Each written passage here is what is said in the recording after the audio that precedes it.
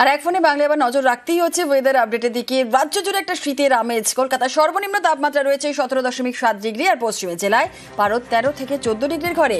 স্বাভাবিকের থেকে 2 থেকে 3 ডিগ্রি নিচে রয়েছে তাপমাত্রা। আরো বিস্তারিত বলবে আমাদের সঙ্গে রয়েছেন আমাদের প্রতিনিধি বিশ্বজিৎ সাহা। বিশ্বজিৎ, স্বাভাবিকের থেকে 2 থেকে 3 ডিগ্রি নিচে রয়েছে তাপমাত্রা, তাহলে কি বলাই যায় যে শীত চলে এলো নাকি আর একটু দেরি আছে? দেখো, দিনভর যে শীতের আমেজ, সেই শীতের আমেজ কিন্তু এখন নেই। কারণ রাতে এবং সকালে শীত থাকলেও, শীতের আমেজ থাকলেও যে শীতের আমেজটা সারা দিনভর না থাকলে সেই শীতের দিন এসে গেল এমনটা বলা যায় না।